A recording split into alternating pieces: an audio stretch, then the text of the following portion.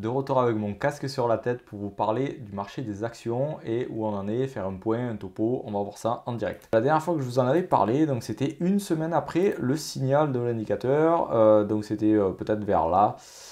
Et là on est 3 semaines après le signal d'achat, donc on voit qu'on a fait une belle remontada. Là, c'est plutôt des signaux de continuation plutôt que d'achat ultime avec une protection sous les plus bas. Donc là, en l'occurrence, qu'est-ce qui se passe? Ça, c'est le S&P normal. Vous savez que moi, j'aime bien regarder le S&P divisé par la masse monétaire parce qu'on a cette résistance énorme. Vous la verrez mieux en weekly. Donc regardez la résistance énorme sur laquelle on arrive à grands pas. Donc là, faut pas sous-estimer que voilà, baisse de momentum. Quand on voit qu'on bataille, on passe dessous, après dessus, et si on repasse dessous, ça peut faire un truc comme ici, pile poil au contact de cette résistance ici, vous voyez en rouge. Donc si le prix continue et qu'il vient taper là, voilà, faut pas s'affoler ici non plus, mais ça fait plusieurs fois qu'on vient retester ça. On voit en 3 mois qu'on est toujours vert sur le momentum ici. On voit en plus de ça une genre d'épaule tête-épaule, là, inversée. Donc si on vient à péter ce truc, malgré toutes les catastrophes qu'il y a sur Terre et qu'on a l'impression qu'on va mourir tous les jours, on voit que là, potentiellement, on reste boule quand même. Donc sur le Nasdaq, on est à peu près pareil. Là, on est repassé boule, vous voyez ici, là, enfin boule fort sur le momentum, on va dire. Et on voit que potentiellement, on aura une dernière impulsion, ou pas une dernière, hein, mais je veux dire, voilà, un truc un peu plus parabolique que ce qu'on a eu là. Et on voit que sur le DJI, donc le Dow Jones, l'indice le plus vieux du monde, on voit que là, on est un peu à la ramasse, mais quand même, on fait double bottom, et ici, pareil, on vient se retourner. Je vais vous montrer ce que j'ai l'habitude de regarder, que j'aime beaucoup parce que c'est vraiment le sentiment des gens et c'est pas ce qu'ils disent mais ce qu'ils font.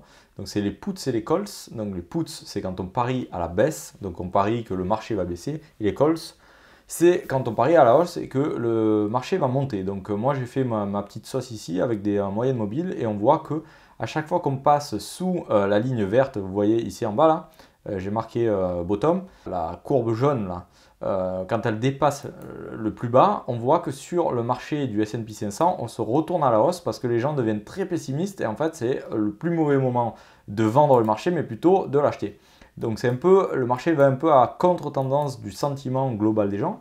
Donc on voit bien que là on est en train de se retourner, c'est-à-dire que là on est presque sur des plus hauts comme je vous l'ai montré avec la résistance quand on regarde en haut là sur le S&P 500, et on voit pareil que là on arrive sur une résistance mais que les gens sont très pessimistes, donc potentiellement ils ont raison et ça peut se cracher très bien, mais là si ça dépasse ça et que les gens restent assez pessimistes, pourquoi pas continuer à monter. C'est très bull aussi pour les cryptos, je pense. Un argument qui va un peu à l'encontre de ce que je viens de dire, donc c'est le D sur le DX1, donc sur les futurs du dollar index.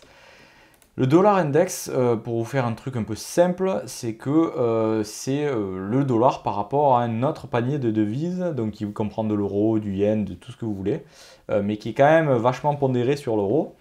Et en fait, cet index-là, il montre un peu la force du dollar par rapport aux autres devises. Et on s'aperçoit que quand les marchés actions descendent, le dollar, il monte la plupart du temps. Je généralise à mort, mais il y a bien plus de variables qui sont prises en compte.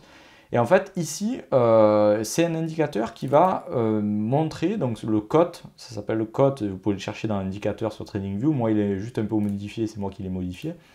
Vous pouvez regarder en fait l'exposition des gros qui vont spéculer dessus. Donc je ne sais pas exactement pourquoi ils s'en servent et comment, mais en gros on s'aperçoit que quand ils marquent un bottom, c'est souvent le bottom du dollar index. Donc regardez en parallèle la charte ici et ça, vous voyez que là par exemple ils viennent de se réexposer un peu à la hausse alors qu'ils étaient très baissiers depuis juillet 2022, et effectivement le dollar s'est crashé et n'a rien fait depuis. Mais là, ils viennent à peine de se réexposer un tout petit peu. Et on voit que quand on a eu des bottoms similaires par le passé, on a eu une petite remontada sur le dollar. Donc c'est pas forcé que les marchés actions et tout ce qui est un peu truc à risque se crash pendant que lui monte. Mais en tout cas, voilà, on a une indication que, regardez, à chaque fois, c'est plus ou moins des bottoms, quoi. À noter aussi que le dollar, là, sur mon indicateur de momentum, il est en train de faiblir. Donc on voit par le passé que quand on a eu des trucs similaires, le dollar a baissé par la suite. Mais voilà, on n'est pas à l'abri de pourquoi pas une petite remontada. Donc les marchés actions qui sont un peu plus faibles, la crypto c'est inclus. Et après repartir un peu plus fort avec un dollar qui continuera à baisser, un peu dans ce style-là, mais il faut voir. Là, on a l'indication que voilà, ils ont repris un peu d'exposition. C'est pas non plus science exacte, mais c'est à noter. Je vous tiendrai au courant ici, bien entendu, sur une autre vidéo et je vous dis à la prochaine. Salut!